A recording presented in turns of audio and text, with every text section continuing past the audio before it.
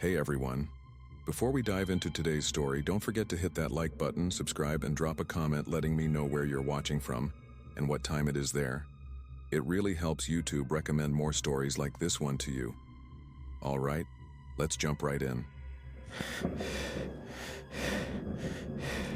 The rain started around midnight, that heavy, slapping kind of rain that makes the highway disappear under the wipers.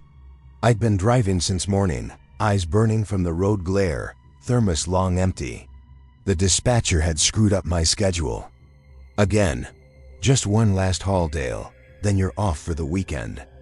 That was 7 hours ago. By the time I passed the sign for exit 66, my back was screaming and I was fighting to stay awake. I don't even remember deciding to pull off. I just saw the blue rest stop sign glowing through the fog like a promise.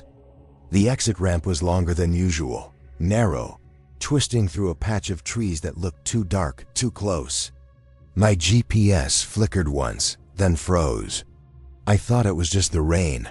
When I finally rolled into the parking lot, I felt that quiet. That eerie, padded silence you only get after driving for hours. The world felt muffled. The rain tapped on the roof like fingertips. The rest stop was small, one long concrete building with vending machines under flickering lights, a few picnic tables, and 3 other trucks parked along the edge. It looked normal enough, but something about it was off. For one thing, the air smelled strange. Not diesel or wet asphalt, something sour, like old meat. And the lights were dimmer near the bathroom end, as if the bulbs were dying. Still, I didn't care. I needed to stretch my legs, take a leak, maybe grab a soda. When I stepped out, the air hit me hard, cold and humid, thick like it didn't belong to the same weather I'd been driving through. My boots splashed in shallow puddles as I crossed the lot. I noticed then, the other trucks were all idling, engines humming low. But nobody was in the driver's seats. No movement, no lights inside. Just 3 big rigs breathing in the rain. I told myself the drivers were sleeping. Happens all the time. But it didn't feel like that. Inside the restroom, the fluorescent lights hummed weakly. The walls were that grimy off-white color that never looks clean, no matter how often they bleach it. There were only 2 stalls, 1 urinal, and a sink with a cracked mirror. As I washed my hands, I heard something soft and rhythmic, like boots scuffing the wet floor just outside. I looked up, half expecting someone to be in the mirror behind me. Nothing. The sound stopped when I turned off the faucet. It was probably just water dripping somewhere. That's what I told myself. But when I pushed open the door to leave, I froze. The rain had stopped. Completely. Not slowed, stopped. The silence outside was absolute, like the world had hit mute. I stood there for a long second, my heart knocking hard. Then I stepped out. The air smelled different now. That sour, metallic scent had deepened, mixed with something damp and earthy, like soil that hadn't seen daylight in a long time. The 3 trucks were still there, engines off this time. No lights, no sound, just hulks of metal under buzzing lamps. And that's when I saw it, the vending machines. There were 6 of them lined up under the awning, sodas, snacks, coffee, the usual. But the logos were wrong. Not old, wrong. Like someone had copied them from memory and got the colors slightly off. Z was spelled Pessy. Lay's had a font I'd never seen before, and every single machine said exact change only in dim, red letters that flickered in sync. I don't know why, but that hit me harder than anything else. Like my brain couldn't process it. Still, I walked closer because what else was I gonna do? When I looked inside, the snacks weren't snacks. The bags were blank, silver foil, no labels. The bottles were filled with something dark, not soda. Something thicker. I reached out and tapped the glass. Something moved inside. Just a twitch. A shadow sliding past the reflection. But it was enough. I stepped back so fast I almost slipped. Then, somewhere down the row of trucks, a door creaked open. The sound was faint but sharp, cutting through the silence. A truck door, Heavy metal hinge, groaning slow. I turned my head. The middle rig, white cab, blue trailer. The door was open. "Hey," I called out, my voice too loud. It echoed across the lot. No response. I started toward it anyway, hands shoved deep into my jacket pockets, pretending I wasn't terrified. Maybe someone needed help. Maybe I wasn't the only idiot who stopped here. As I got closer, I saw movement, someone inside the cab. The dome light flicked on, spilling this dim yellow glow onto the wet asphalt. A man was sitting in the driver's seat, head tilted down like he was reading something in his lap. "Didn't mean to startle you," I said. "Hell of a night, huh?" He didn't move. I stopped about 10 feet from the truck. The cab light buzzed, and for a second I thought I saw his face, pale, too still. His eyes looked wrong, not dead, not blank, just off, like he was looking at me through someone else's eyes. Then, without warning, the dome light went out, pitch black. I stepped back instinctively, heart hammering. My breath came out white in the cold air. When I looked up again, the door was closed. I don't know how long I stood there. Long enough for the lights above the building to flicker again. Long enough to realize there was no hum of highway in the distance. No cars, no wind. Not even the chirp of insects. Just me, and those 3 trucks. And the feeling that every one of their windshields was watching me. I decided to leave. Screw the soda. Screw the rest stop. I jogged back toward my rig, fumbling my keys from my pocket. My boots slapped the wet ground, too loud. My heart was pounding in my ears. When I reached my truck, I froze. The driver's side door was open. I knew I had locked it. I always do. I don't even think about it. It's muscle memory. The cab light was off, but I could see just enough. My duffel bag on the seat. My jacket still hanging from the hook. Everything looked normal. But it was send single quotes to the air around the door was warmer. I could smell something faintly sweet, like perfume or old fruit. "Hello?" I said, barely a whisper. No answer. I reached up and grabbed the door handle. It was slick, not wet from rain, but oily, like something had touched it before me. I wiped my hand on my jeans and climbed in. The cab felt wrong. The kind of wrong you can't see, but you feel deep in your gut. Like someone's been in your room and moved something just a little. The air was thick, stale, and it was colder.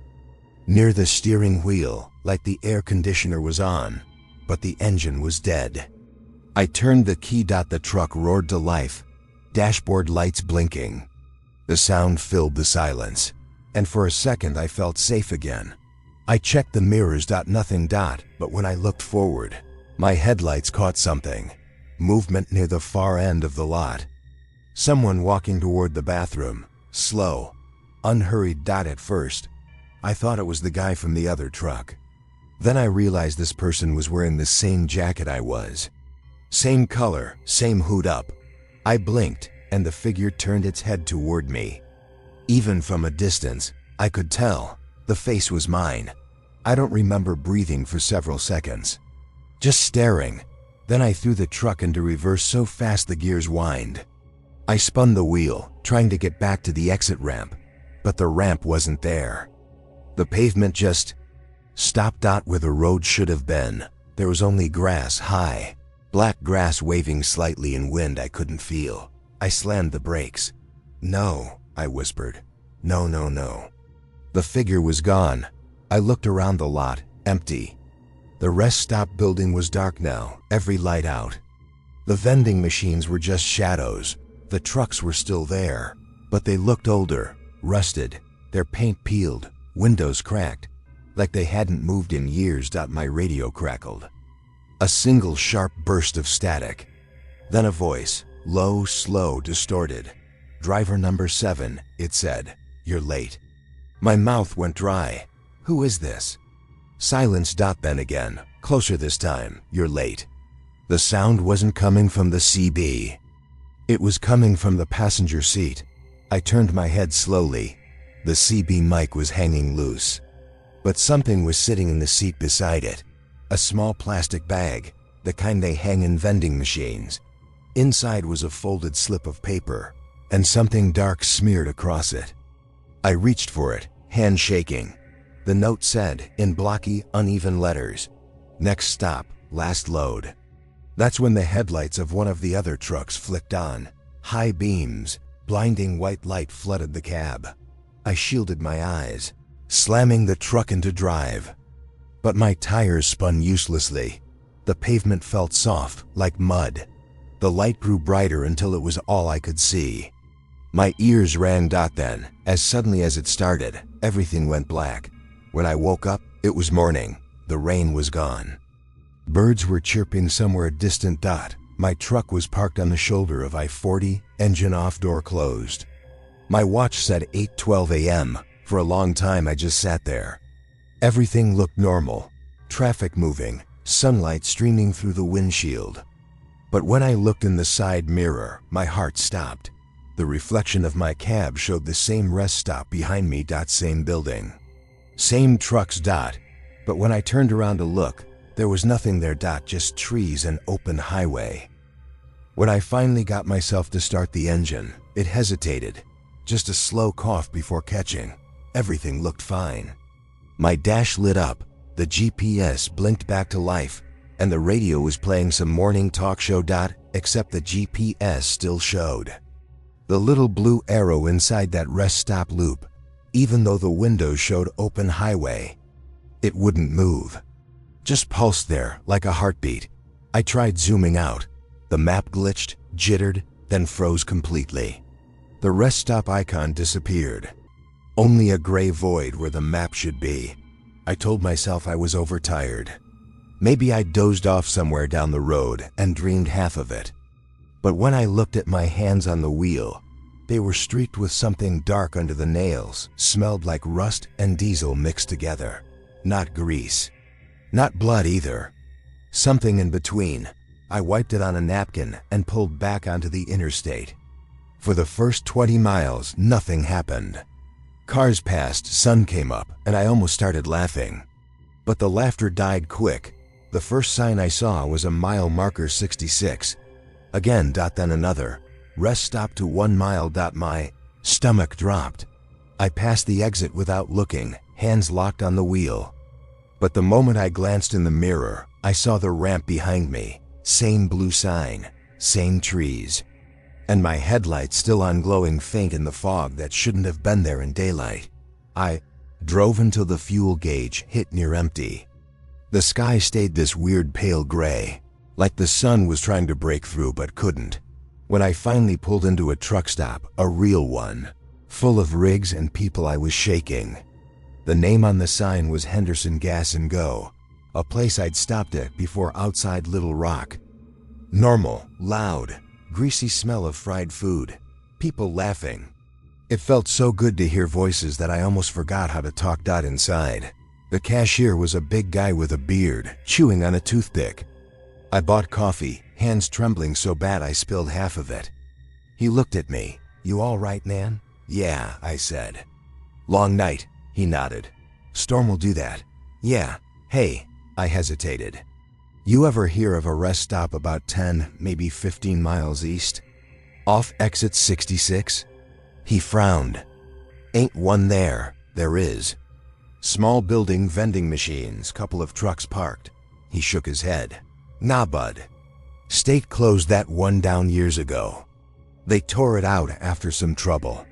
"You probably mean the one off 62. "No," I said quietly. "It was there last night." He gave a small laugh. "Then you were seeing ghosts, brother." I didn't answer. I just went back to my truck. But the whole drive after that, his words stuck in my head. Close down years ago, that evening, I parked in a rest area near Memphis, a busy one, bright, full of noise. I thought I'd finally be able to sleep. I couldn't. Every time I closed my eyes, I saw the reflection in the mirror, the version of me walking toward the bathroom, the blank vending bags. The note, "Next stop, last load." Around 2 a.m., I gave up on sleeping and turned on the radio. Static. Flipped channels. More static. Then, buried under the hiss, a voice. "Driver number 7. ready for pickup. I froze. The channel read 19, the one most truckers use. Who is this? I said. The voice came back, clearer this time. Proceed to location. What location? Silence. Then the GPS lit up on its own, screen glowing white. The map reappeared, showing the single route, one unmarked road branching off the interstate. My gut screamed, don't go. But my hand turned the wheel anyway. The turnoff wasn't on any sign, just a dirt path cutting through pines. The headlights washed over old asphalt buried under weeds. Half a mile in, the trees opened up, and there it was. The same rest stop, except this time, the building looked new. Fresh paint, bright lights, not a single crack. Like the one last night had been a rotted copy of this. I should have left. I knew that. But something in my chest pulled me forward, like a hook. I parked in the same spot as before. When I stepped out, the air was warm, thick with the smell of rain on concrete. Everything felt alive, humming like a generator running under the ground. The vending machines were different now. Brand new, real snacks, real logos. I reached into my pocket for change, half smiling at myself for being crazy. Then I noticed. The bill acceptor had tape over it, with words written in marker. Nitrogen monoxide bills. Coins only. I fed quarters in. The machine whirred. Something heavy dropped into the tray. I bent down and froze. It wasn't a bag of chips. It was a folded piece of truck manifest paper, the kind dispatch prints. On top of it sat a small metal tag, dull and cold. The tag said, Driver number 7. Final delivery. My hands went numb. I unfolded the paper. It was my own delivery sheet. My name, my truck number, my route. Except the destination was blank. Just one line typed at the bottom, return to site. Behind me, one of the other trucks rumbled to life. The sound hit like thunder, vibrating through the pavement. I turned slowly. The cab lights were on. Inside, someone sat behind the wheel, silhouette too still to be human. Its head tilted once, then again, like a mechanical nod. Another engine started. Then another. All 3 trucks idled now, exhaust spilling white into the warm air. I stumbled backward, reaching my own rig. My key slid into the ignition. Nothing. Dead. The CB crackled again. Delivery acknowledged, the voice said. Proceed.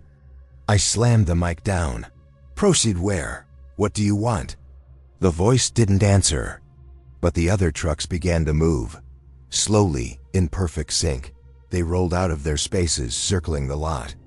Their headlights swept across me, blinding white. Each pass brought them closer. I ran for the bathroom building. The door swung open easy, lights buzzing overhead. I ducked inside, gasping. The smell hit first rotting metal and old rain. The stalls were all closed, but under one door I could see boots. Big ones, no movement. I pushed the door open. A man sat on the toilet, hands resting on his knees. His skin looked gray, eyes sunken, mouth slightly open. He was wearing a jacket. My jacket. The tag on his belt read, Driver #6. There was a folded note in his lap. I picked it up with shaking fingers.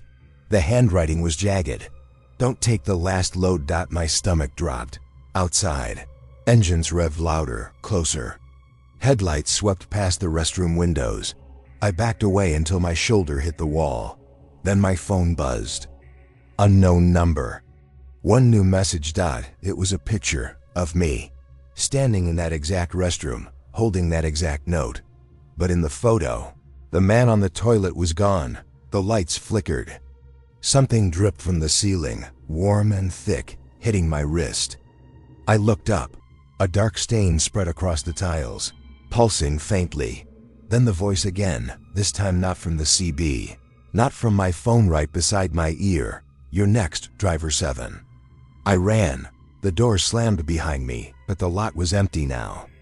No trucks, no lights, nothing but open pavement glistening under the moon. My rig was gone. Only tire tracks remained, deep and wet. leading out toward the trees. I followed them without thinking, shoes slipping in the mud. They went maybe 50 yards before ending at a ditch filled with dark water. Floating there was a piece of metal bent, rusted, familiar. Driver #7 my knees went weak. I stumbled back, nearly falling. Then in the distance, I saw headlights cresting the hill. Relief hit first, someone coming, maybe real this time. I waved, shouting, "Hey, over here." The lights slowed, and I realized they weren't headlights. They were reflections, two round white eyes, glowing from inside the tree line. The shape stepped forward, huge, the sound of hydraulics groaning with each movement. It wasn't a truck. It was something made from trucks. Cab doors where arms should be, tires fused into its sides, faces pressed into glass. I turned and ran back toward the rest stop, but the building was gone. Just open road. The air filled with the deep rumble of engines, hundreds of them, coming from everywhere at once. The ground shook. My vision blurred. The smell of diesel choking the air. The last thing I remember is that voice again, calm, close, almost gentle. Delivery complete. I woke up this morning in my apartment. My clothes were clean. My truck was parked outside, keys on the counter. For a second, I almost believed it had all been some messed up dream, until I checked my phone. The gallery was empty except for one new photo, a rest stop, perfect daylight, clean pavement, 3 trucks parked neatly. And standing next to the middle. One was me, wearing a jacket I don't own, holding a manifest that says, The kid came out of nowhere. 1 second the highway was empty, just me, fog, and the long hum of tires on asphalt. And then he was standing right in the lane, barefoot, one hand raised like he was trying to flag me down. I slammed the brakes so hard my rig fishtailed. Everything inside the cab rattled, thermos, clipboard, my lucky St. Christopher medal swinging on the mirror. The horn blared once before I cut it off. By the time the truck stopped, the kid was gone. I sat there gripping the wheel, heart hammering so loud it drowned out the engine. Outside, fog swallowed everything. The mile marker sign glowed faintly in my headlights. 237. I leaned forward, scanning the shoulder. Nothing but mist. No car. No houses. No kid. Just the smell of hot brakes and wet asphalt. I told myself maybe it was an animal, or I'd been awake too long. The dispatcher had me running back-to-back loads that week, barely any sleep, too much caffeine. Still, something felt wrong. I stepped out to check the grill, just in case. The air was thick and cold, the kind that sits heavy in your lungs. My boots crunched gravel. The fog clung to my jacket like it was alive.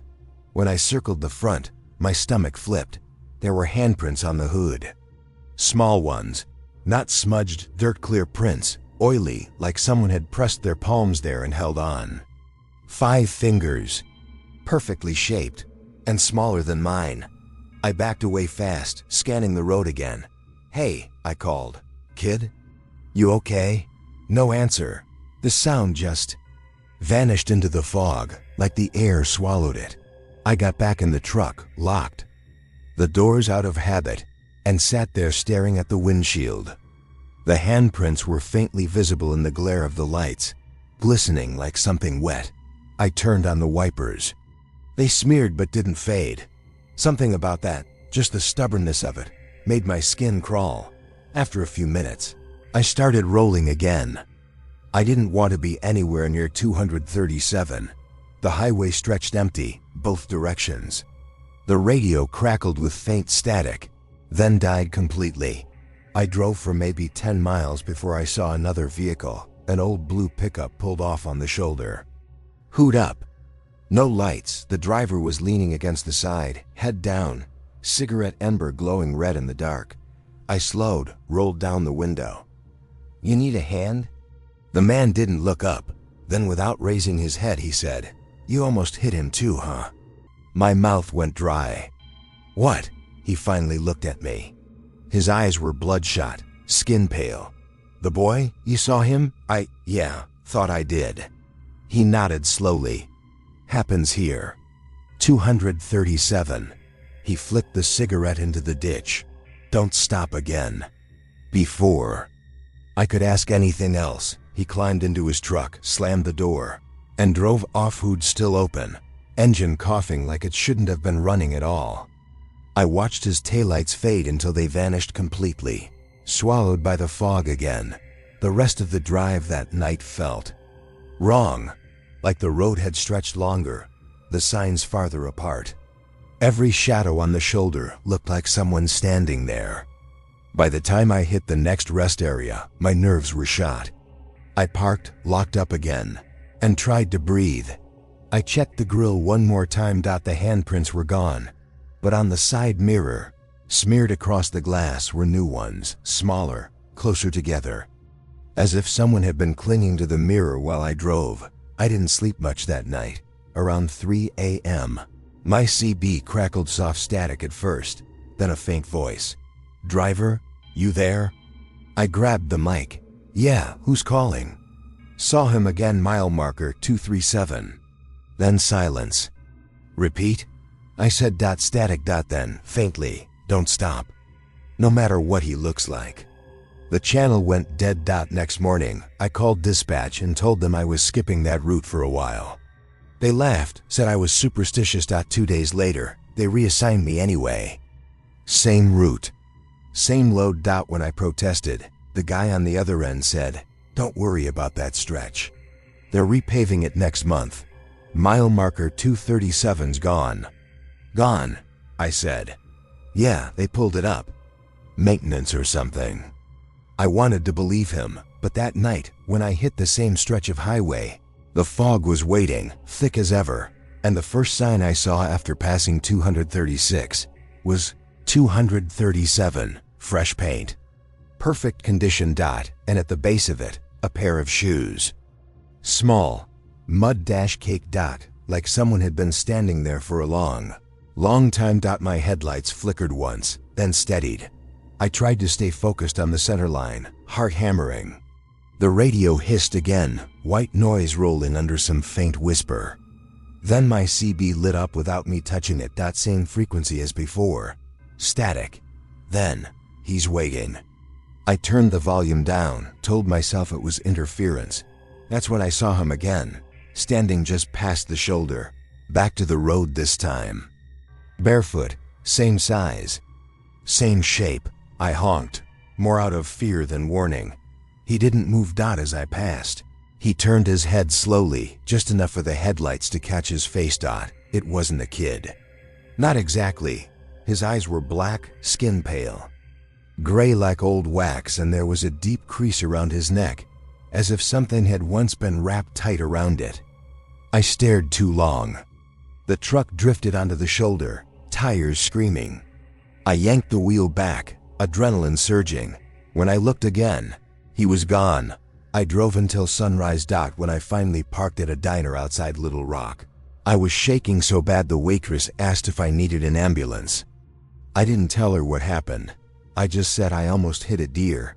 But when I went to wash my hands in the restroom, I froze. In the thin layer of dust on the mirror, someone had drawn a HANDPRIND. Small, child-sized, and written beneath it, in the same oily smear from before, "You stopped."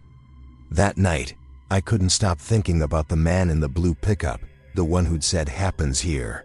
I dug through my logbook until I found the time and location. Then I searched online. Mile marker 237, Arkansas's accident child. It took 2 minutes to find it. June 2003. A family had broken down near that mile marker. The father went to get help. The mother fell asleep in the car. Their son, 8 years old, wandered onto the highway. A semi hit him. Driver said he never saw the kid until the last second. He stopped, tried to help, but nobody ever found a body.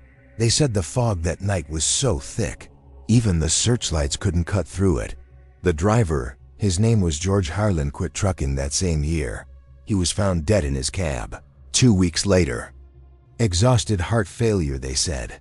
The next day, dispatch called me. "Dale, Got a short haul for you, simple run. Memphis to Oklahoma City. You'll be on 40 most of the way.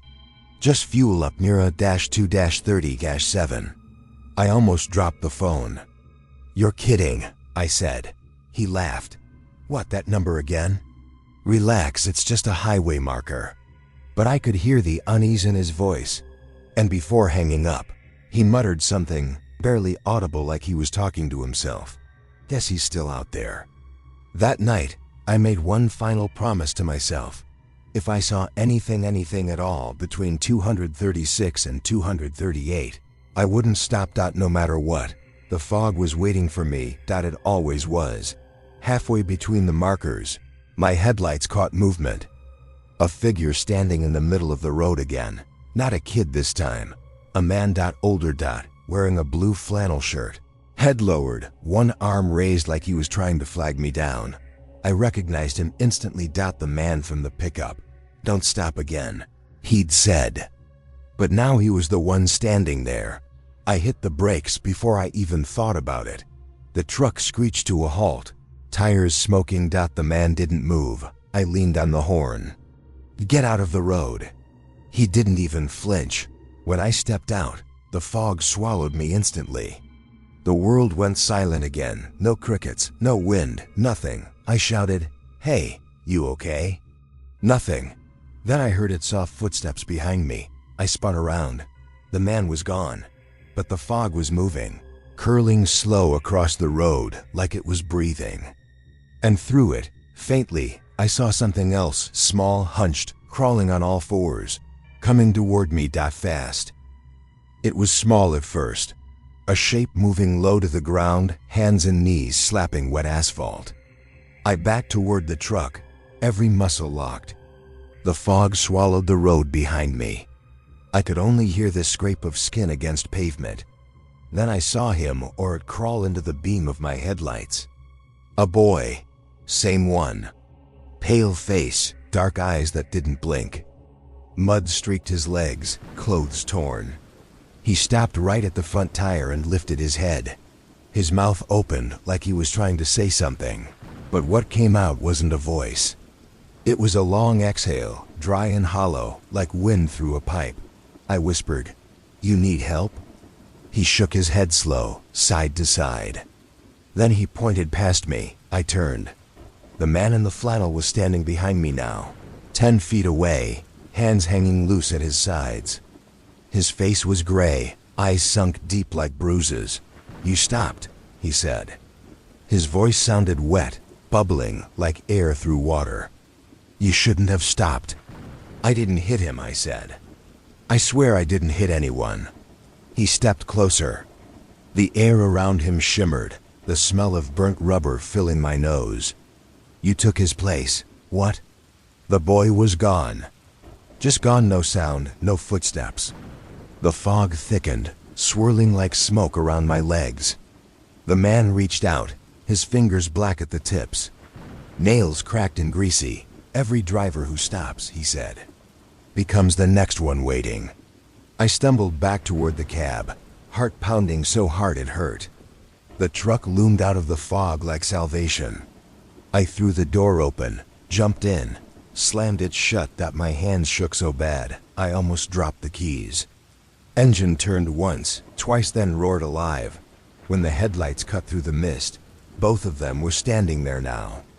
The man, the boy, side by side in the middle of the road. I pressed the horn, floored the gas. They didn't move. For a heartbeat I thought I'd hit them, but the truck passed straight through, like they were smoke. The cab filled with a smell of cold dirt and iron. My chest tightened. The radio snapped on by itself, static. Then a child's whisper, "Don't stop." The fog thinned behind me. I drove blind, white-knuckled, until the mile markers flipped past 238. 239. Clear air. Stars overhead. It was over or so. I thought at sunrise. I pulled into a diner, shaking and soaked in sweat. The waitress poured coffee, asked if I was okay. I nodded, couldn't speak. In the restroom, I splashed water on my face. Looked up. The mirror was streaked with fingerprints, small ones.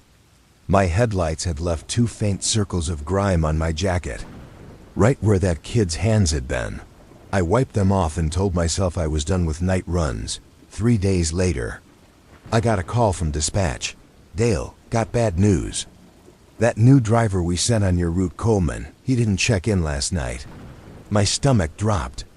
What stretch was he on? Static crackled through the phone line before the answer came.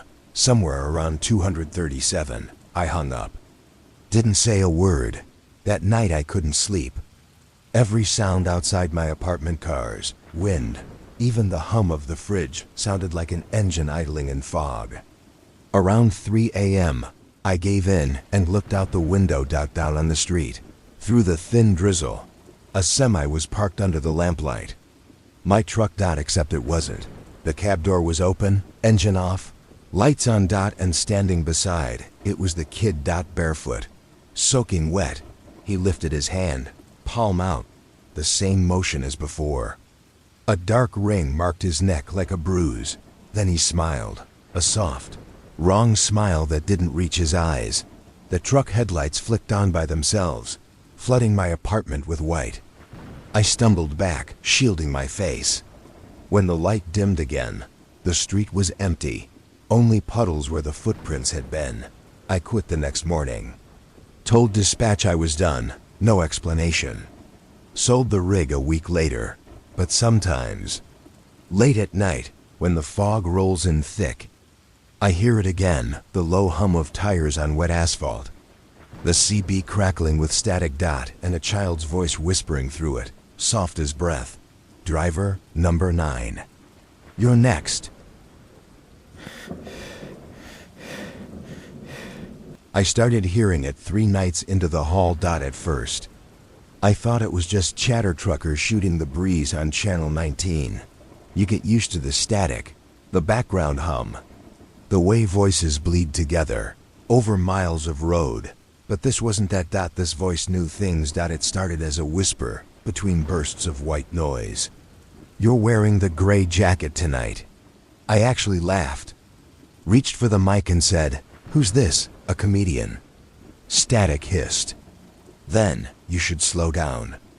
Deer up ahead." I rolled my eyes and killed the CB. Not even 10 seconds later, a buck shot out of the tree line.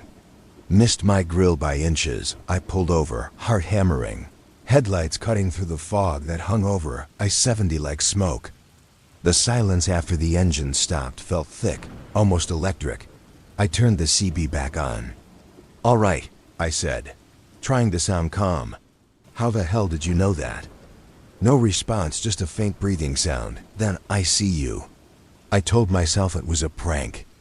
Some bored driver messing around. Next night, I switched channels. Listened to weather reports, dispatch check-ins, anything to drown it out. But every time I stopped scanning, the same frequency would fade back in. Sometimes it was faint, a whisper under the static. Sometimes clear, as if the voice was right beside me. It never said a name. Never asked mine, just little things. Seatbelts twisted.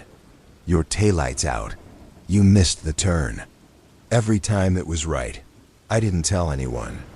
I didn't want to sound crazy. But by the 5th night, I'd stopped sleeping. That's when the voice said something different. "Don't take the next exit." I was westbound through Kansas, nothing but cornfields and empty sky. The next exit was 20 miles out. I grabbed the mic. Why not? Static. Then, "He's waiting there." I laughed, but it came out thin. "Who's waiting?" A pause, then low and sharp. "You know." That's when I noticed the sign ahead, exit 212. The rest area there had a small diner, a place I'd stopped at before. Always quiet, always open late. I didn't want to give in to paranoia, but something in my gut said keep going. So I did that. As I passed the exit, I glanced down the ramp. A black pickup sat idling under the lone streetlight. No driver, no movement. The second I looked at it, my CB hissed to life again. "Good," the voice said. "Keep going." After that night, I stopped turning the radio off. I didn't want to admit it, but it kept me alive. Twice, it warned me of accidents up ahead. Once, it told me to pull over because a tire was about to blow, and it did. 10 minutes later, part of me started to depend on it. Until it began describing things it shouldn't know. The photo in your visor, it's crooked. The coffee's cold. Don't look at the passenger seat. That last one froze me. I looked anyway, nothing there. Just my duffel bag. But when I turned back to the windshield, I caught something in the reflection. Someone sitting beside me. Pale outline. Head turned my way. I blinked. It was gone. The CB crackled. Told you not to look. I pulled over at the next gas station, hands shaking so hard I dropped my wallet. Bought coffee, splashed water on my face, tried to convince myself I was exhausted, hallucinating. But when I got back in, the cab smelled like someone else had been there. A faint mix of cologne and cigarette smoke. I didn't recognize. The seatbelt on the passenger side was buckled. I never buckle that one. The voice didn't come back for 2 nights.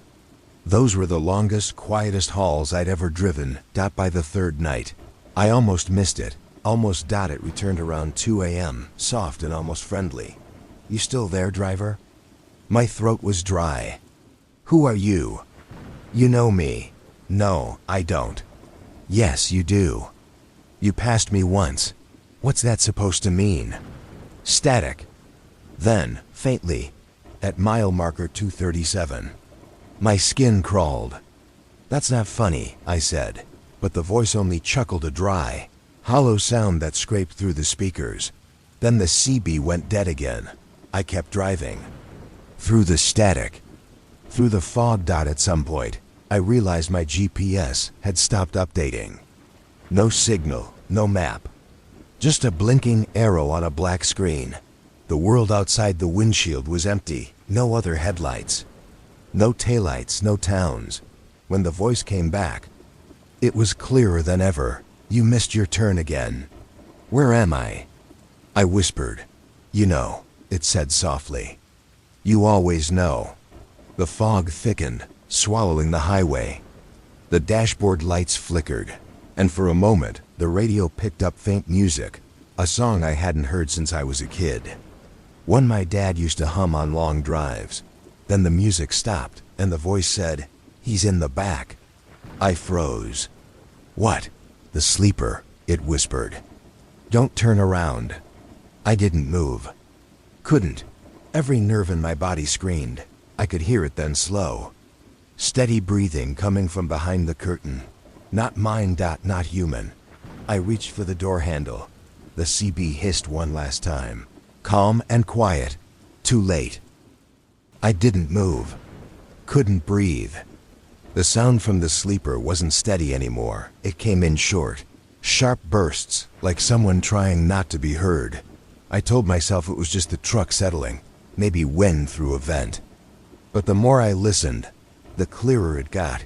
Shallow breaths, the rustle of fabric. Then, a quiet click. Like fingers brushing against the metal latch, I whispered, "Who's back there?" No answer. The curtain behind the driver's seat shifted, barely. Like someone had pressed a hand against it. That's when the CB came to life again. You shouldn't talk to him. I flinched so hard I hit my elbow on the door. What do you mean him? I said, voice shaking. He likes when you talk. The breathing behind me quickened. I turned the volume down, but the voice didn't fade. It was still coming through, low and inside my head. He's been waiting a long time. I grabbed my flashlight, swung open the door, and stepped out into the cold. My boots crunched on gravel. The fog was thick, almost solid. I circled to the back of the truck, every step feeling like a bad idea I couldn't stop making. The night was so quiet I could hear the hum of the power lines overhead, the tick of the cooling engine. I yanked open the sleeper door. Empty. My duffel sat where I left it. The blanket was crumpled, but nothing else. Then my flashlight went out. Pitch dark. A split second later, the CB inside the cab blared, my own voice. I'm behind you. I spun around. Light flickering back to life, no one there. The road stretched empty in both directions, swallowed by fog dot, but when I looked down, I saw footprints. Bare, wet, leading away from the truck into the field. I should have driven off. Should have left it. Instead, I followed. The grass was slick under my boots, the air colder with every step. The smell of diesel and rain hung heavy. I kept telling myself I'd find someone, a prankster, a runaway, anything that made sense. The footprints stopped at a drainage ditch. That's when the CB crackled again. Faint but clear, even from 50 feet away. Stop walking. I froze. You're going the wrong way, the voice said. You're already off the road. I turned back toward the truck, but I couldn't see it anymore. Just fog, glowing faintly white from the headlights buried in the mist. The air around me felt wrong, like standing inside an engine that had stopped running but hadn't cooled down yet. Then, through the static, he's right behind you. I ran. Branches scraped my face, mud sucked at my boots. I didn't look back. By the time I found the truck again, my lungs were burning. I threw myself into the cab, slammed the door, and locked it twice. The CB was silent now. For a long time I just sat there shaking, watching the fog shift across the windshield like slow smoke. When I finally started the engine, the radio clicked on by itself, a new voice this time, a woman's. Soft, calm. Driver 9, she said. You're clear to roll. Channels open. I hesitated, hand hovering over the mic. Who is this? A pause. Then, we've been listening. Static filled the cab. Don't worry, she said. He can't follow you if you keep moving. The transmission cut. For a few hours, everything was quiet. The road opened up. The sky slowly brightened to gray. I told myself I'd imagined it all. Too many nights alone. Too much caffeine. Too many ghost stories traded between truckers at 3 a.m. But when the sun rose, I saw something in the side mirror that made my stomach turn. A handprint, pressed into the grime on the back. Window, long fingers. Streaked downward like someone had been sliding out of view. Not there before. I didn't stop again until I reached a crowded truck stop outside Denver. Inside, everything felt almost normal. Coffee machines humming. Country music low on the speakers. Other drivers laughing over breakfast. I told myself I just needed rest. Then I overheard a guy at the counter talking about CB interference. Some nut on 19 last week, he said. Kept calling out people's names. Knew where they were, what they were wearing. Creep stuff. Guy said the voice knew things about his family. I froze mid-sip. The waitress nodded. Happens every couple years. Always starts the same way. Always ends the same too. What way's that? The driver asked. Silence, she said. The driver stops responding. Then he stops checking in altogether. I left my food half-eaten and went back to the truck. For 2 days, nothing. No static, no whispers. Then, on the third night, the CB clicked on again. Driver 9. It was the woman's voice again. Still rolling? I swallowed hard. Yeah, who are you really? Static. Then, we monitor what comes through. Some voices don't belong to the living. My blood went cold. Then who was he? I asked. Silence. Double quotes. Who was the man in my truck? The line buzzed faintly, like a deep breath on the other end. He was a driver, she said finally. One who didn't keep moving. That was the last transmission I got from her. Until tonight. I'm parked just outside Amarillo, taking my break, radio off, engine quiet. But I can still hear it. Faint static, humming through the dash even with the power cut. I tried unplugging the unit completely. Didn't matter. The noise kept coming, soft and rhythmic, like a heartbeat under metal. Then, just now, it spoke again, not the woman, the first voice. You stopped. My throat tightened. I'm done with this, I said. Leave me alone. You stopped, it repeated. a little louder. That's how it starts. The air in the cab turned freezing cold. Frost crawled across the inside of the windshield, spreading fast dot in the fog glass. I saw movement, someone sitting in the passenger seat again. Face turned toward me, grinning. The CB flickered once more. "Now keep me company," the voice said. "Channel stays open forever." It's 2:14 a.m. now. I've been driving with the CB ripped out, wires hanging like veins. But the voice still hums through the speakers of my phone. Even though it's off, the frequency found me again. I don't think it needs the radio anymore. Outside, the fog's back. I can see shapes in it, outlines of trucks that aren't really there. Headlights that blink in and out like dying stars. And somewhere behind me, in the sleeper, someone is breathing again. Slow, careful, waiting for me to stop. The driver wakes to silence. The trailer now weighs less than it should, not more. When he opens it again, every crate is empty except for greasy handprints and the smell of cold iron. Searching for the missing officer. He finds the way station office ransacked, radio still warm, clipboard smeared with blood. One line written over and over, "Keep the doors closed." As he tries to leave, his CB powers itself on. Reeves's voice begs for help, saying he's trapped in the manifest. The driver realizes the radio frequencies are looping what happened in real time. Each time he speaks, his own words echo back seconds later, distorted and wrong. He drives away, but the truck systems flicker. The dashboard screen begins to flash new weights, rising steadily as if something unseen is climbing aboard. Every mile, the number climbs higher. He finally reaches another way station at dawn. The officer there waves him onto the scale, then frowns at the screen. The readout shows 22,480 pounds again. When the driver steps out to look, the trailer doors slowly open on their own. Inside sit the same sealed crates he swore were empty, perfectly stacked. And in the middle of them stands a figure in a uniform with the tag H. Reeves. Motionless, eyes open, the driver backs away, trembling, while the radio hisses one last time, "Stay put, driver. We'll need to recheck the weight." The scene ends with the sound of the scale beeping steadily as the screen flashes overweight. The first thing that told me something was off was the scale.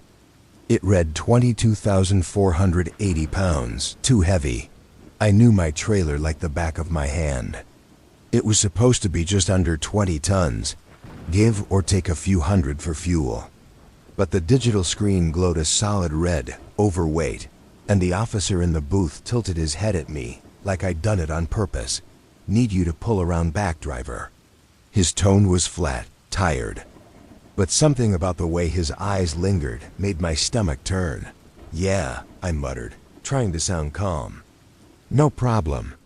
The air outside the way station felt strange that night. Too still, too quiet for a stretch of I-40. Even the insects were silent.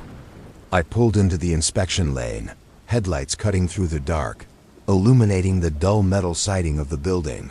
When I killed the engine, the sound just disappeared. Like the night swallowed it. The officer came over, clipboard in hand. His name tag read H. Reeves, mid-40s maybe. Rough voice, steady hands. "What's in the load?"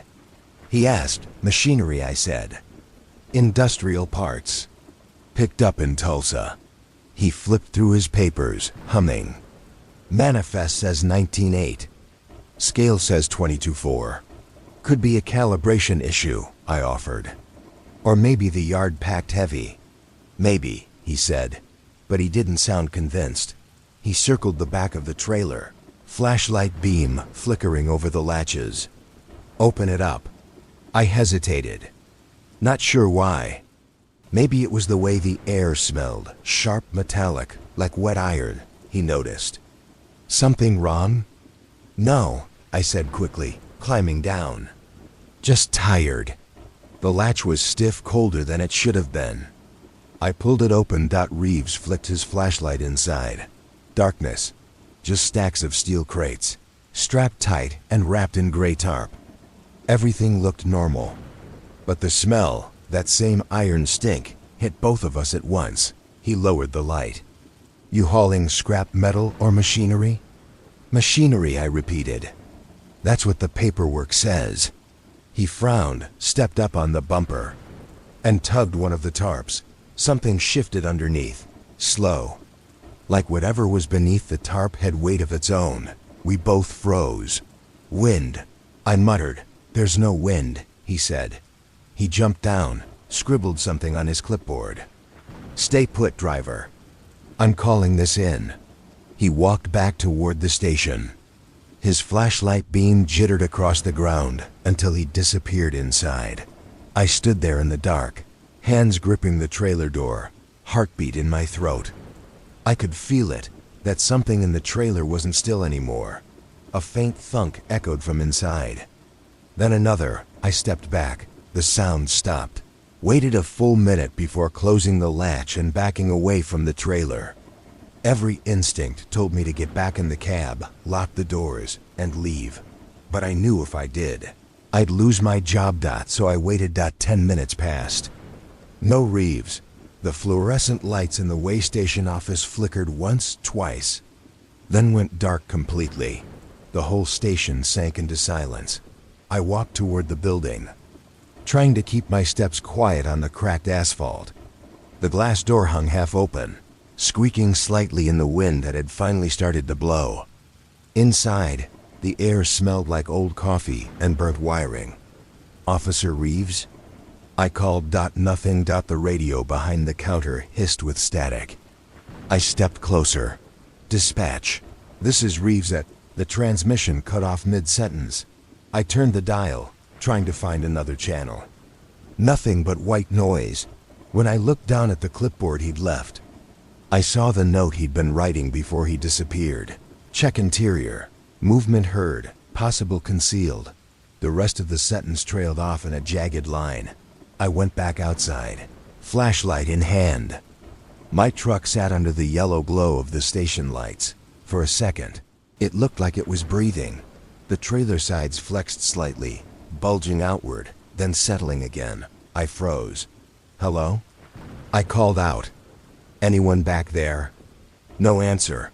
I forced myself to walk closer, each step heavier than the last. My flashlight beam shook, scattering across the metal. The air temperature dropped the closer I got, like standing next to an open freezer. My breath fogged out white. Then from inside the trailer, a scraping sound. Metal on metal. Slow, deliberate. I pressed my ear to the side. Scrape. Pause. I pulled away fast. My heart was pounding so hard I could feel it in my teeth. Reeves? I yelled. Nothing. That was when I heard the knock. 3 hard raps on the inside of the trailer door. I stumbled back. Who's in there? No response. Another knock, faster. I didn't even think. I ran to the cab, slammed the door, locked it, and started the engine. For a second, I almost pulled out of the lane. Almost. But the gate arm was still down, and I could see the security camera above it blinking red. Then the CB radio crackled to life. It was Reeves' voice. Driver, he said. Don't open the trailer. Static swallowed the rest. Reeves? I shouted into the mic. Where are you? More static then. Don't. The transmission cut off again. I stared at the dark way station office. The door was still open. No movement. Something about that silence told me Reeves wasn't in there anymore. I sat there for maybe 5 minutes, hands gripping the wheels so tight they hurt. Then the knocking started again, louder this time, shaking the metal walls. Stop. I shouted. Whoever you are, stop. Then the knocking stopped, and a voice, muffled, distant, came from inside. Let me out. It didn't sound like Reeves. Didn't sound like anyone I knew. Too flat. Too calm. Who is this?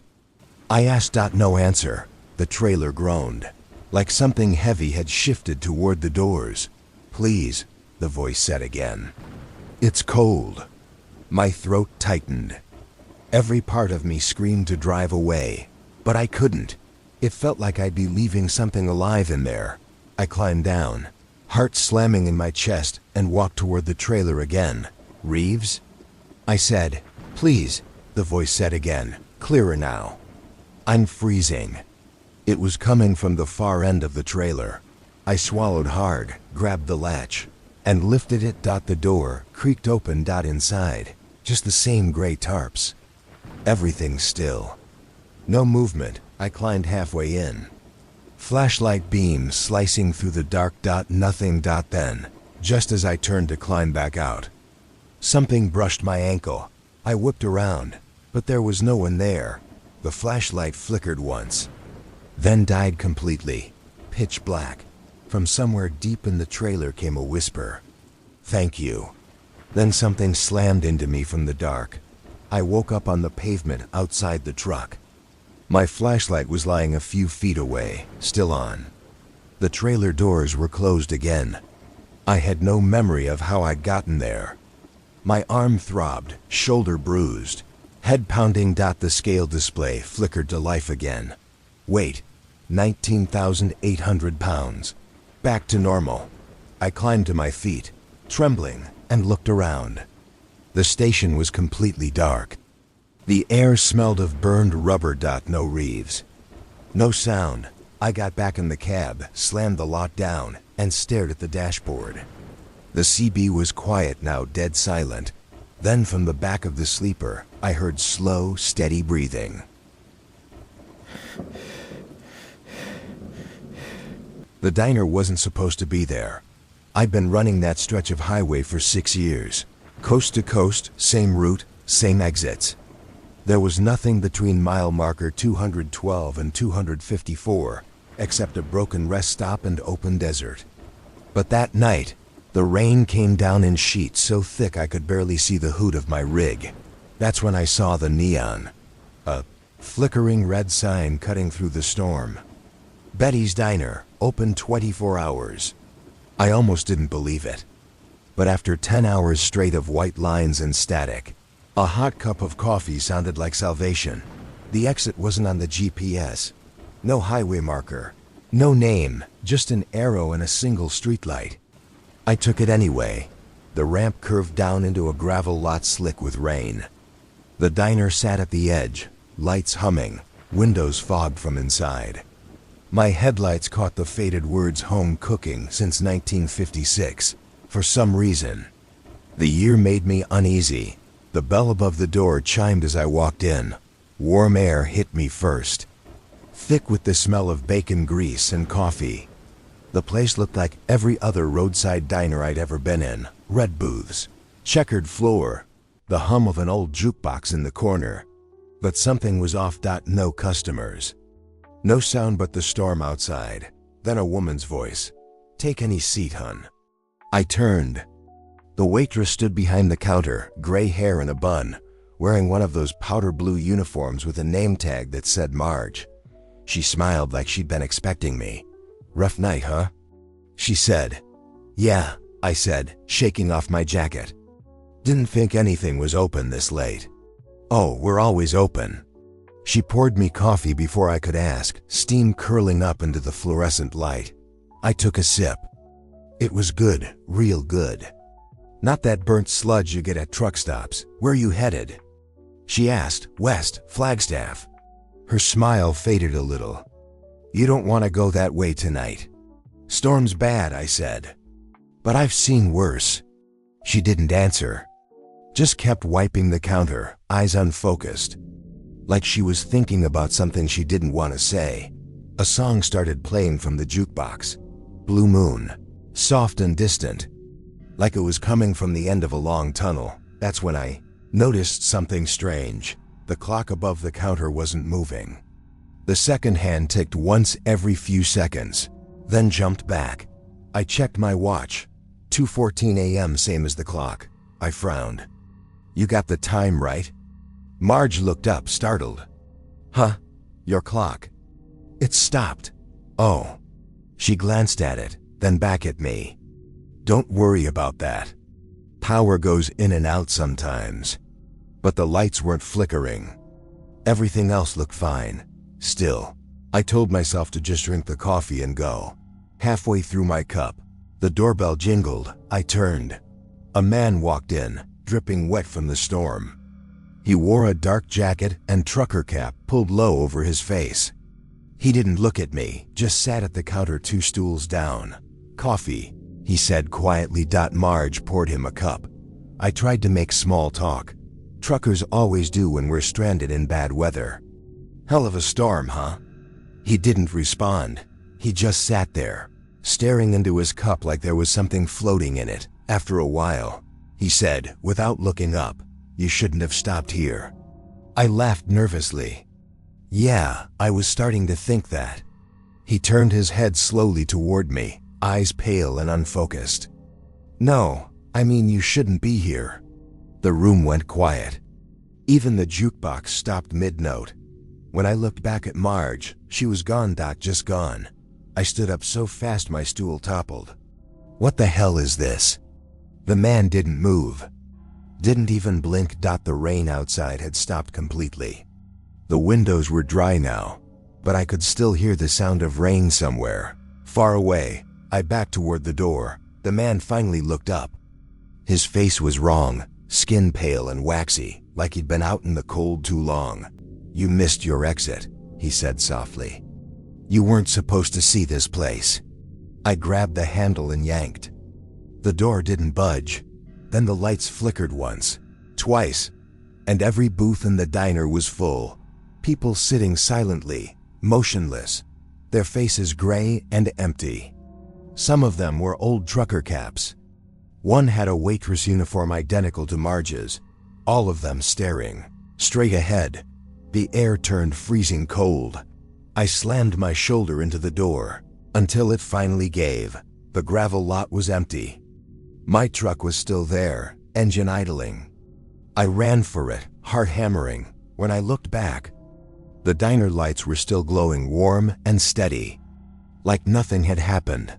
I drove hard, didn't look in the mirrors, didn't check my GPS, just watted distance. After a few miles, I realized the road signs didn't look right. The highway numbers were faded, rusted. The mile markers skipped -46, 47, then 49.048. Then my headlights caught something ahead. Another exit. Same design. Same sign. Betty's Diner, open 24 hours. I hit the brakes. The truck screeched to a stop. Tires spitting gravel. The neon flickered again, cutting through the darkness like a heartbeat. And behind the sign, I could see the same diner, same lights, same empty lot. My stomach dropped. I looked at the GPS, still nothing. Just blank space. I tried the CB, but all I got was static, then a faint voice, one that sounded almost like mine, whispering, "You shouldn't have left." I turned off the radio. My hands were shaking so hard I could barely grip the wheel. The rain started again, sudden and heavy. I stared at the neon, trying to convince myself I was seeing things. Maybe sleep deprived, but the more I looked, the clearer it became. Every detail identical to the diner I'd just left. Right down to the glowing clock in the window reading 2:14 a.m. And through that window, I could see Marge standing behind the counter again, smiling, like she was waiting for me to come back inside. I backed onto the highway, floored the gas, and drove straight through the storm until the fuel gauge was nearly empty. By dawn, the rain had stopped. I found a regular rest area, one I recognized, and parked to catch my breath. I told myself I'd dreamt it. That exhaustion and caffeine had played tricks on me. But when I checked the dashboard log, my truck had recorded a 10-minute stop at exit 49. Coordinates: none found. That afternoon, I stopped at a diner near the state line, a real one, packed with people and noise. The waitress brought me coffee, asked if I was heading west. When I said yes, she froze. "You come from the 40? She asked. "Yeah." She nodded slowly, eyes wary. You didn't take exit 49, did you? I stared at her. What? She shook her head, whispering mostly to herself. They closed that exit after the fire. Back in '93, whole building burned down with people inside. They never rebuilt. I tried to laugh, but it caught in my throat. There's a diner there now. She cut me off. No, there isn't. Her voice was flat. Final. I looked down at my coffee. It was black and still steaming, just like the one Marge had poured, and on the side of the cup, printed in faded red letters, were the words, Betty's Diner, open 24 hours. The diner wasn't supposed to be there. I'd been running that stretch of highway for 6 years. Coast to coast, same route, same exits. There was nothing between mile marker 212 and 254, except a broken rest stop and open desert.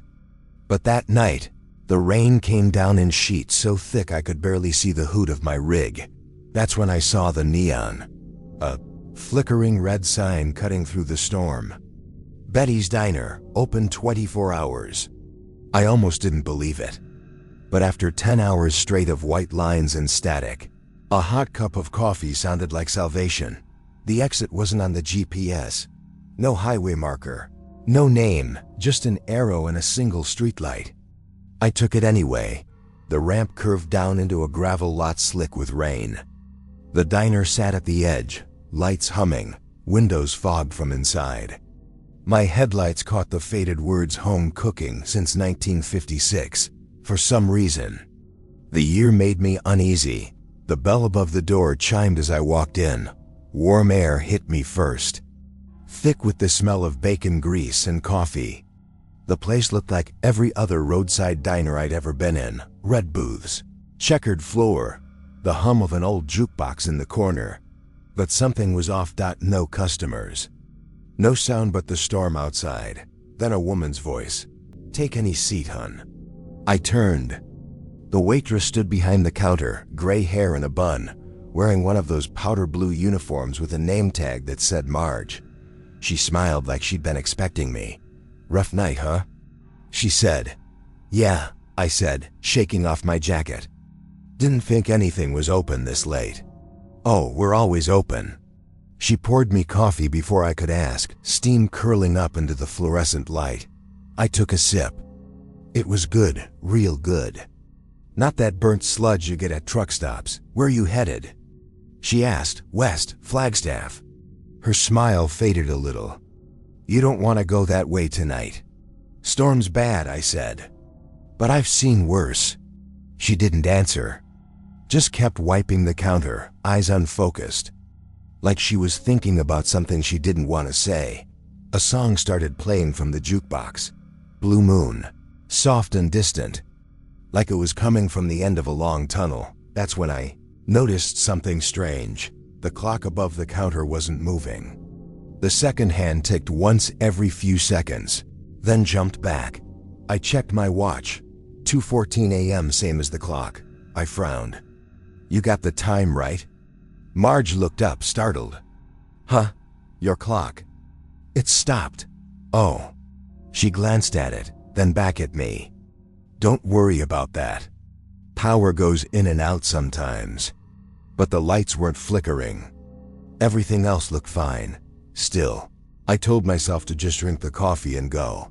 Halfway through my cup, the doorbell jingled. I turned. A man walked in, dripping wet from the storm. He wore a dark jacket and trucker cap pulled low over his face. He didn't look at me, just sat at the counter 2 stools down. Coffee, he said quietly. Marge poured him a cup. I tried to make small talk. Truckers always do when we're stranded in bad weather. Hell of a storm, huh? He didn't respond.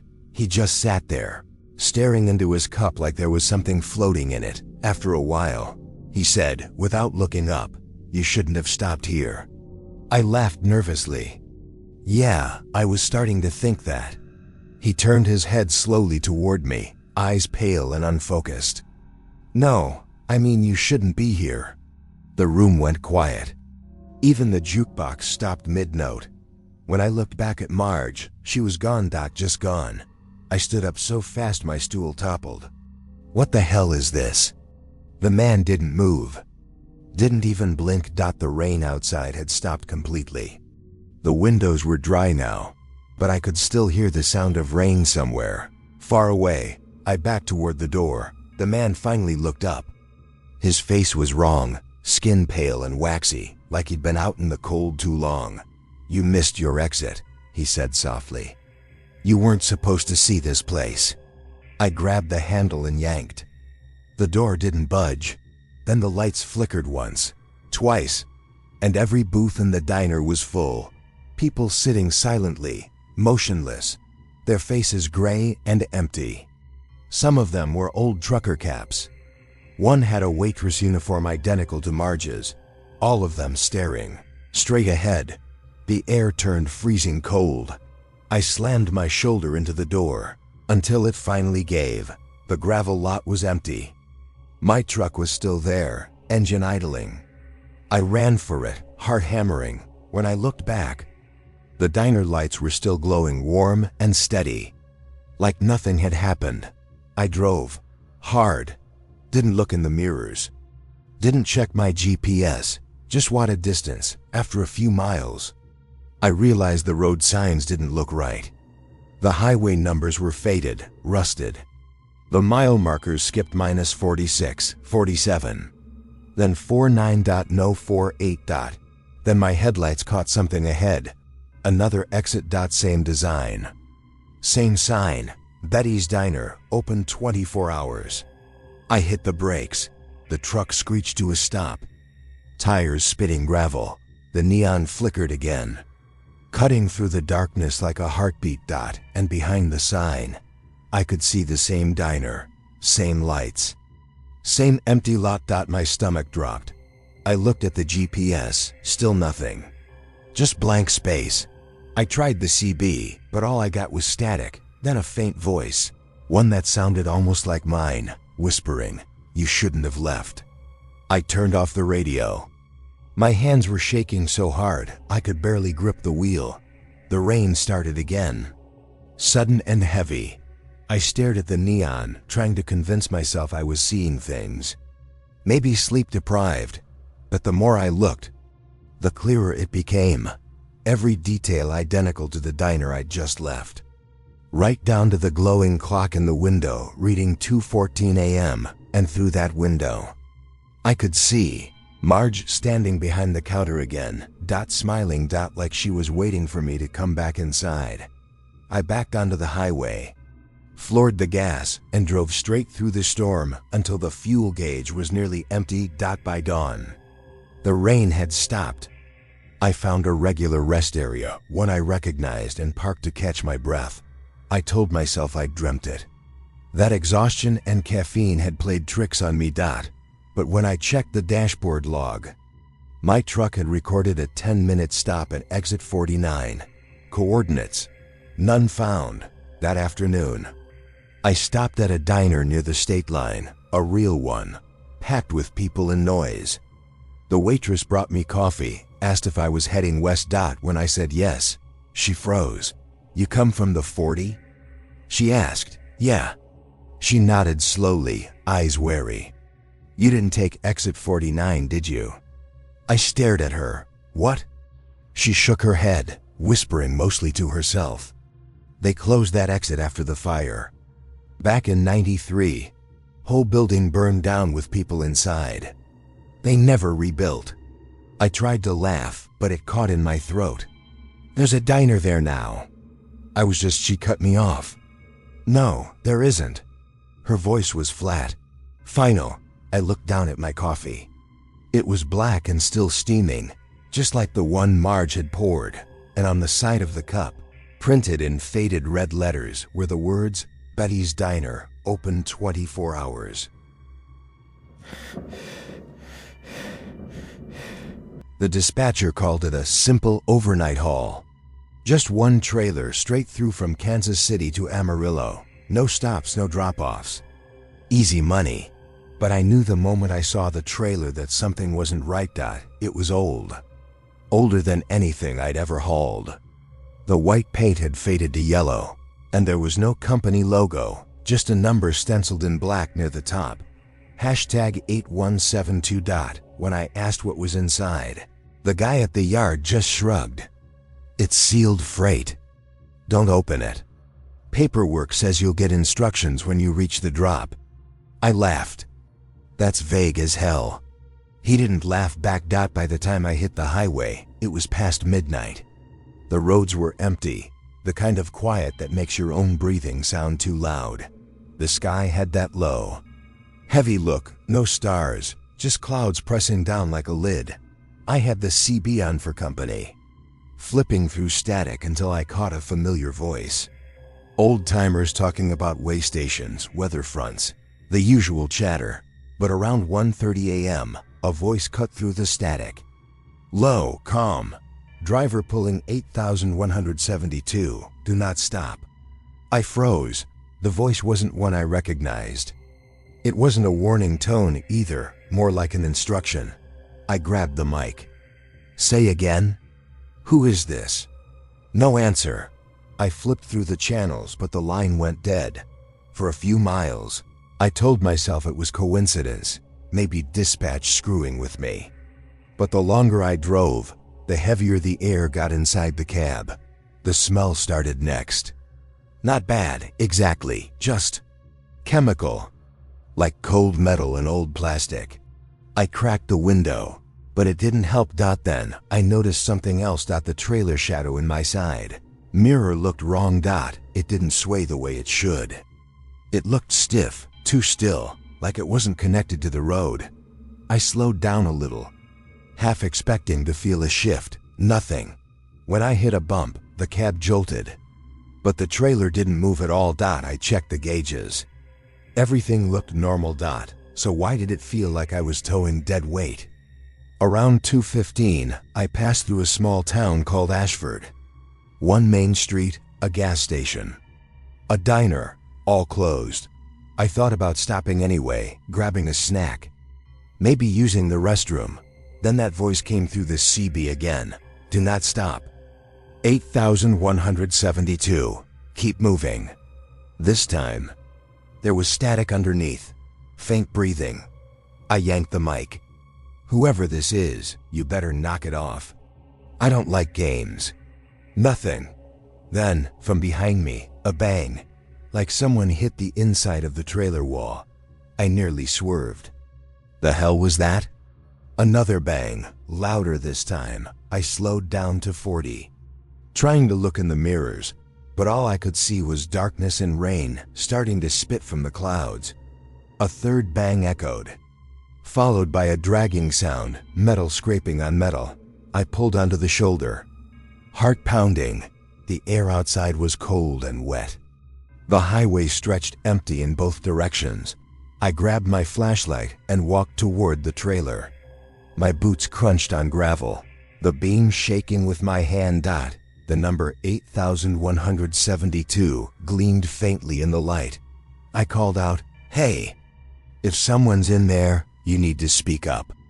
No answer. The lock was a heavy steel seal, no way to open it without cutting. Put my hand on the trailer wall. Cold. Too cold. Even through the metal, I could feel something like a vibration. A pulse, almost. Then faintly from the other side of the wall, a sound. Not banging. Breathing. Long, slow, rhythmic. I stepped back fast. My throat went dry. I climbed back into the cab, locked the doors, and just sat there shaking. The CB crackled again, this time. It wasn't a voice, it was a sound, like someone dragging a nail across a microphone. Slowly. Then, layered under the static. A whisper, almost there. I slammed the radio off. The smell inside the truck had gotten worse, like burnt rubber and ammonia.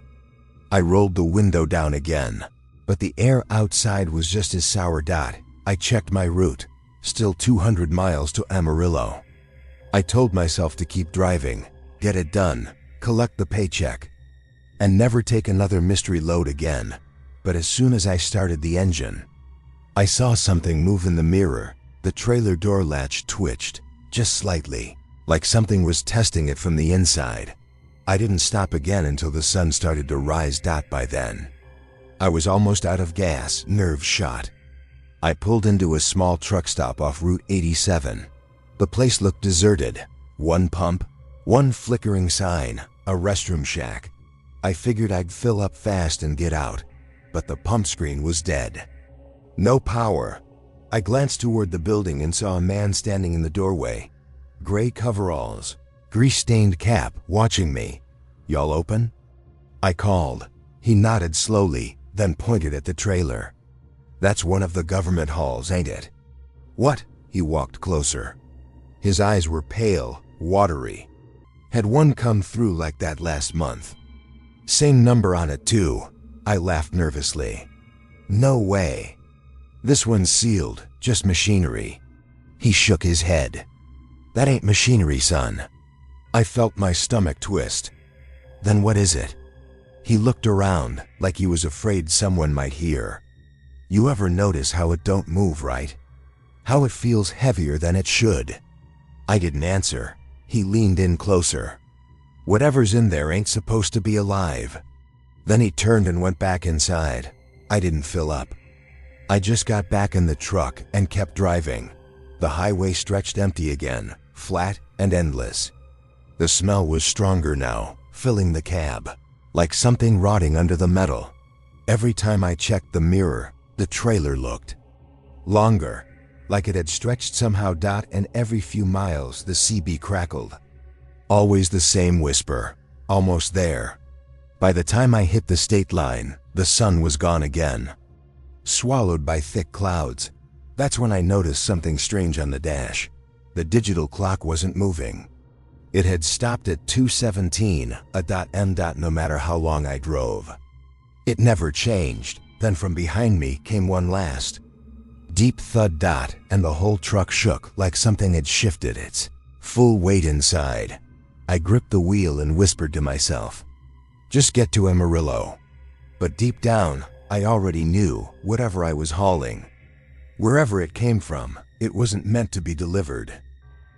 The driver reaches the outskirts of Amarillo just after dusk. The GPS screen flickers and dies, leaving only static. His instructions say to deliver to Lot 9 West Industrial Yard, but the exit he takes leads him onto an empty service road lined with abandoned warehouses. The wind smells like rust and ozone. He finally finds Lot 9, a chain-link gate hanging open, a single floodlight buzzing above a cracked lot. No guards, no trucks, no sign of life. Just a faded sign that reads, "Federal Storage Facility, closed site." He pulls in slowly, headlights sweeping across broken concrete. The moment he stops, the trailer gives a long metallic groan, like it's exhaling. The weight gauge drops 10 pounds without explanation. He climbs down, flashlight in hand, and checks the seal again. It's intact, but his name is now scratched faintly into the metal next to the number 8172. The letters look fresh, the edges raw. His CB radio hisses. A voice, clear this time, "You've reached destination." He grabs the mic. "Who is this?" No answer, only breathing. Then a second voice, distorted, overlapping the first. "Thank you for returning it." From inside the trailer comes a sound, something dragging, then a soft knock, like fingertips brushing metal. The temperature plummets. His breath clouds whiten the beam of the flashlight. He backs away, shaking his head. I'm not opening it. But the latch begins to turn on its own, slow and deliberate, the metal whining. He runs back to the cab, slams the door, locks it, but the truck won't start. Dashboard lights flicker, gauges spin. The clock still frozen at 2:17 a.m. outside. The trailer doors creak open. For a moment, nothing happens. Just darkness spilling from the interior, darker than the night around it, the kind that absorbs light instead of reflecting it. Then a faint glow appears deep inside, like moonlight on water. He leans toward the windshield, heart pounding. A figure steps out of the glow. It's tall, wrapped in something that looks like torn plastic sheeting. Its face is covered, But when it turns, it's wearing his jacket. He whispers, "No. No, that's not me." The CB sputters again, and his own voice comes through, repeating something he doesn't remember saying. "Do not stop. Keep driving." The figure keeps walking, bare feet scraping asphalt. Behind it, other shapes begin to move inside the trailer, slow, jerking silhouettes like they're learning how to walk again. He fumbles for the ignition, twisting until the starter catches. The headlights flare, blinding the lot. And for an instant he sees them clearly, pale, slick. Half-formed bodies pressing against the edges of the open trailer. Then they vanish, swallowed by darkness. He throws the truck in gear and floors it, tearing out of the lot, gravel spitting. The rear-view mirrors show nothing, just the open trailer, doors swinging in the wind. But he can feel it again, the weight returning, heavier with every mile. The CB keeps whispering. Snatches of words, sometimes his own, sometimes others. Keep moving. Almost there. Last one left ... He drives for hours with no destination, no radio signal, the same highway repeating like a loop. Every rest stop sign he passes lists, lot 9 on the exit boards. At dawn, he sees a way station ahead, identical to the one from weeks ago. The lights are on green for entry. He's too exhausted to think. He pulls in. A trooper comes out, clipboard in hand. Young, polite, casual.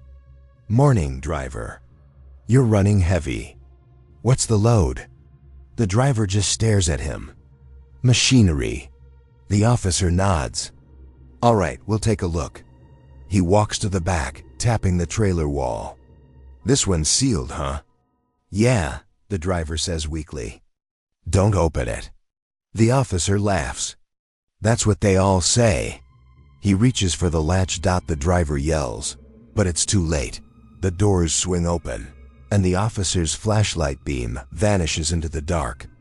There's a silence, then a muffled gasp, and the flashlight drops to the pavement, rolling in a slow circle until it stops at the driver's feet. He peers toward the trailer. It's empty. No crates. No figure. Just a faint hum, deep and low, like the vibration of a distant engine. He backs away, trembling. When he climbs into the cab, the dashboard clock finally changes 1 second forward and freezes again at 2:18 a.m. The CB crackles, his own voice whispering through. Load delivered. Awaiting next pickup. As he drives off, headlights cutting through the early morning fog, he passes another truck heading north.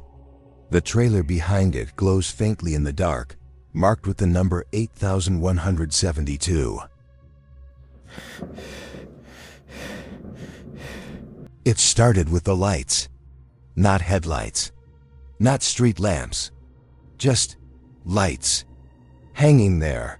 I was somewhere east of Santa Rosa, hauling refrigerated freight through the desert.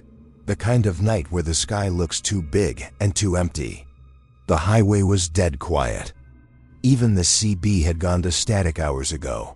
Then up ahead I saw them, 3 bright white orbs, floating above an overpass about half a mile ahead. Perfectly still, lined up in a row, I slowed down, thinking maybe it was construction equipment or floodlights, but the closer I got, the stranger it looked. The beams weren't coming from poles or trucks. They were just hanging there, maybe 20 feet above the road, shining so bright they cut through the fog like spotlights. I rubbed my eyes, told myself I was tired. But as soon as I passed under the overpass, the entire truck jolted, like something heavy had landed on the trailer roof. The steering wheel nearly jumped out of my hands. I swerved, hit the brakes, heart hammering, and came to a stop on the shoulder. The engine idled rough for a moment, then settled. When I climbed out, flashlight in hand, there was nothing on top of the trailer. No dents, no marks, but the air smelled like ozone and burnt metal. I told myself it was just fatigue. Maybe the lights were aircraft flares, maybe the bump was wind shear. But when I got back in, the CB crackled to life, a man's voice. Calm, slow, You saw them, didn't you? I froze, hand halfway to the dial. Who is this? I said. They're not supposed to be here. Then static. I flipped through channels. Nothing. Just white noise. Who the hell is this? I said again, louder this time. But the channel stayed dead. I shut it off, told myself it was interference. Desert radio signals bounce weird at night. But the smell, that sharp electrical tang, didn't fade. It clung to my clothes. The dashboard, even my skin. An hour later, I passed through an old rest area. Just one broken down vending machine and a bathroom shack. I pulled in to stretch my legs, trying to shake the adrenaline. The vending machine lights flickered as I walked up. Half the buttons were missing.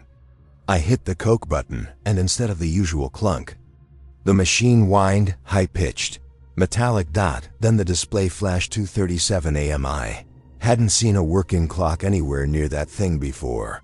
When I turned around, I noticed something strange. My headlights were off. I know I left them on. And in the beamless dark, something shimmered on the overpass behind me. Those same 3 lights. Faint this time, like they were waiting. I got back in the cab and floored it. I didn't even check the mirrors. I just drove. For a while, the road was normal again. Straight, quiet, empty. But every time I crested a hill, I saw them, hovering above the next overpass, the same pattern. Like they were following the truck from bridge to bridge. By the 4th one, my hands were shaking so bad I could barely grip the wheel. I grabbed the mic. If someone's screwing with me, cut it out. I'm not in the mood for this. Static. Then, faintly, pull over. No, I muttered. Pull over now. The voice was wrong. Too flat, too clean.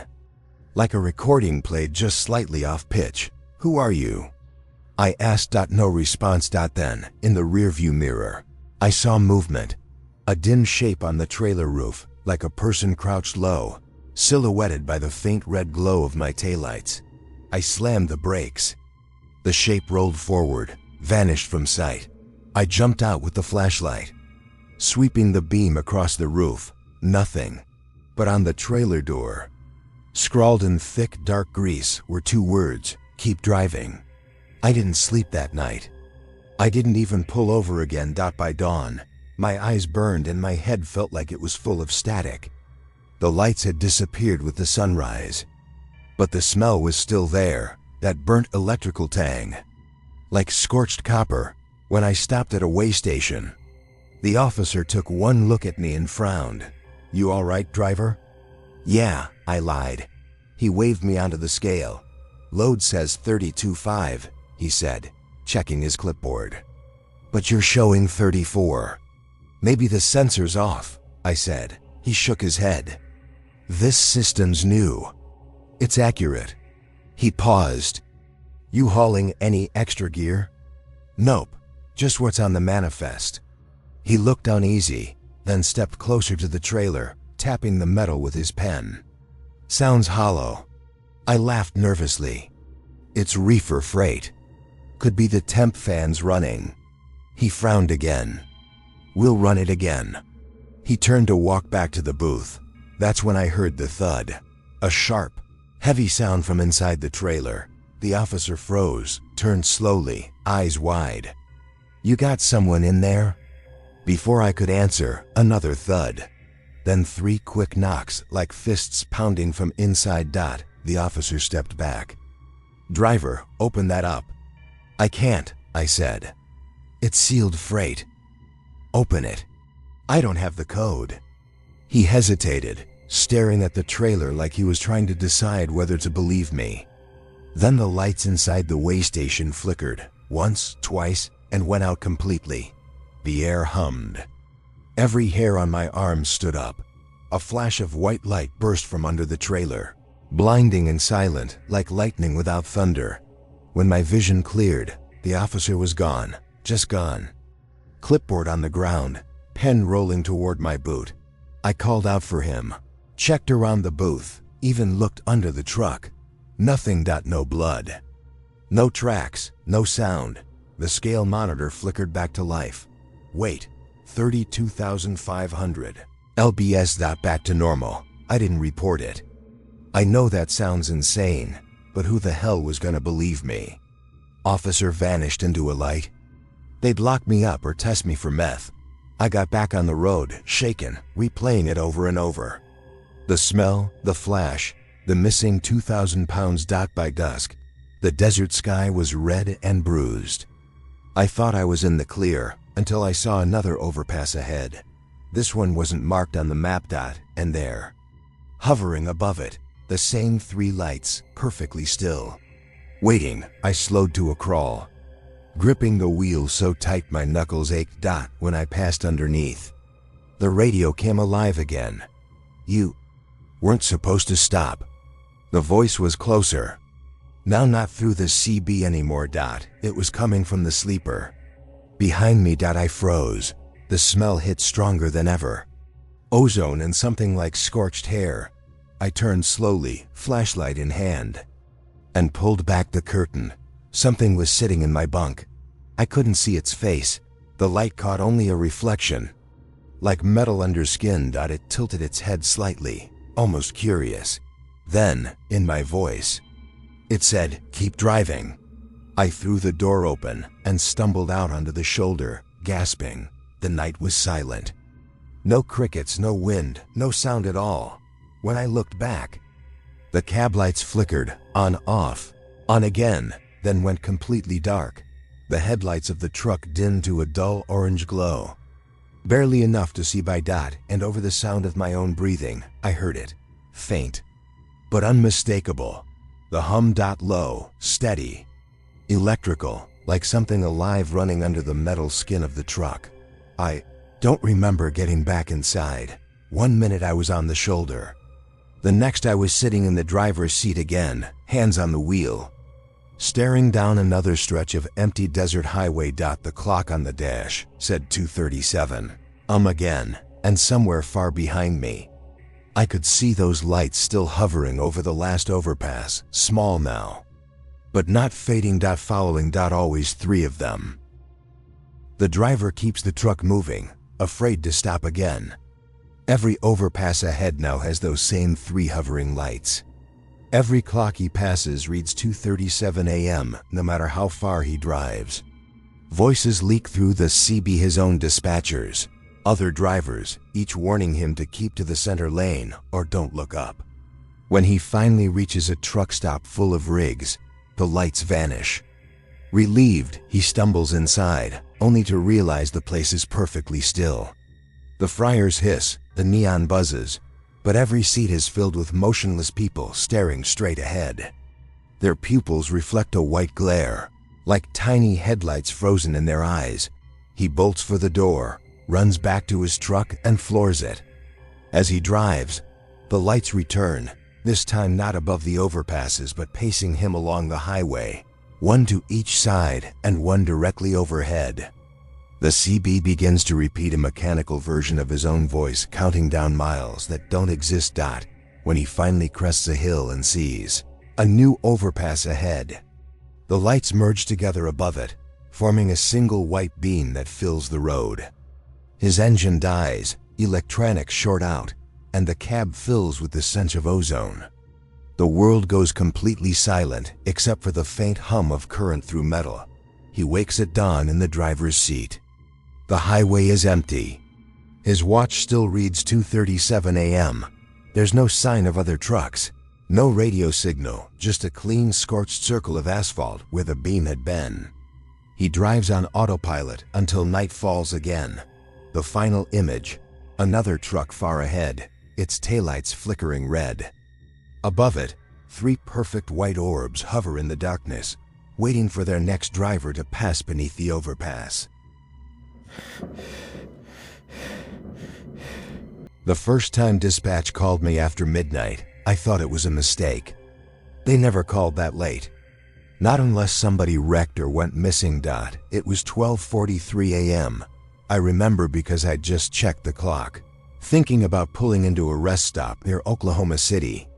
The road had gone completely dead. No headlights in either direction, not even a passing car. Just me, humming tires, and the faint static from my CB. Then the company line lit up on my dash tablet.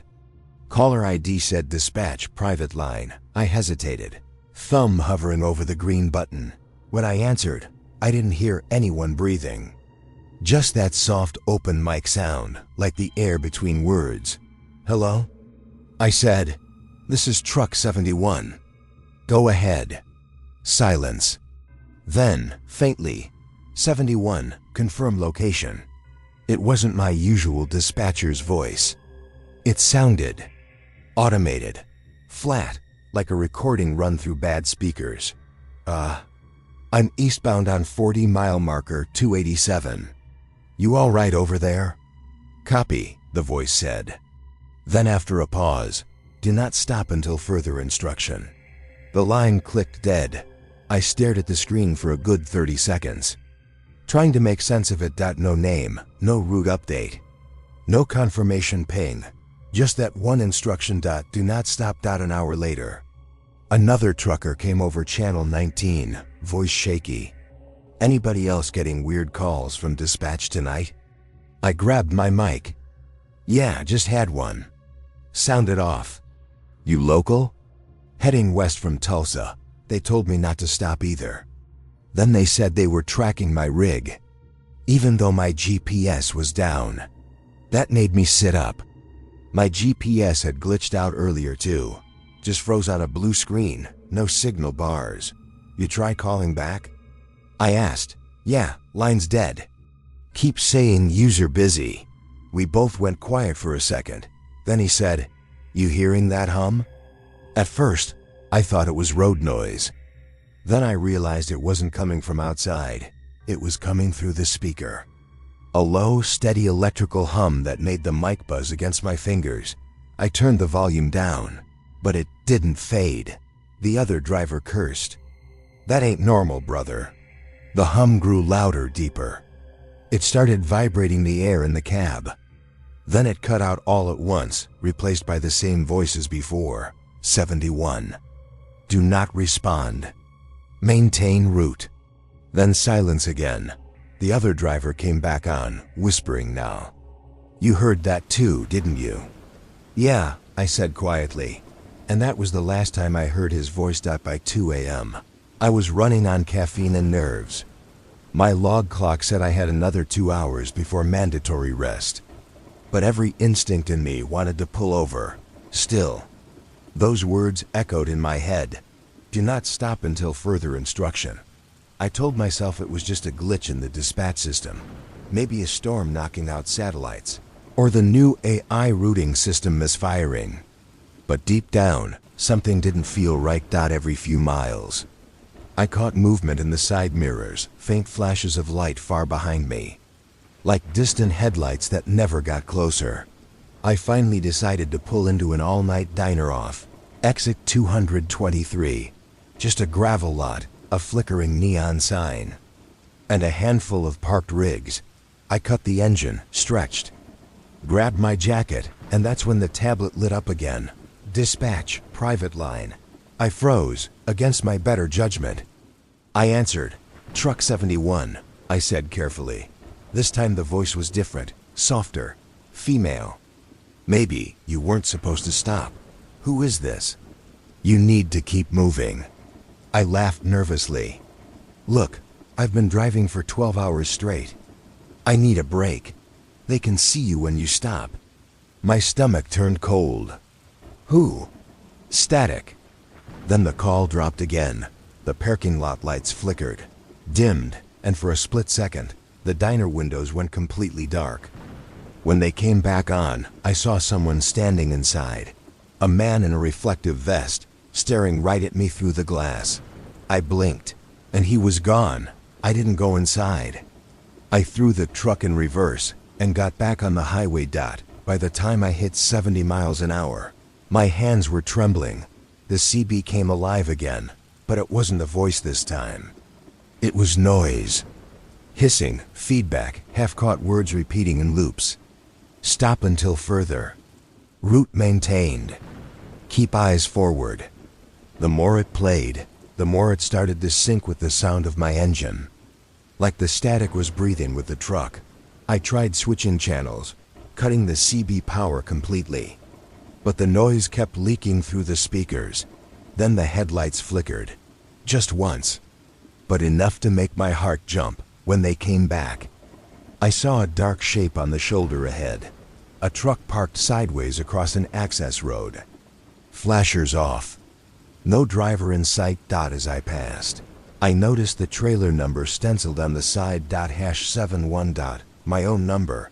I hit the brakes hard, tires screaming. I reversed back, heart pounding, staring at the side of that trailer. Same color. Same logo.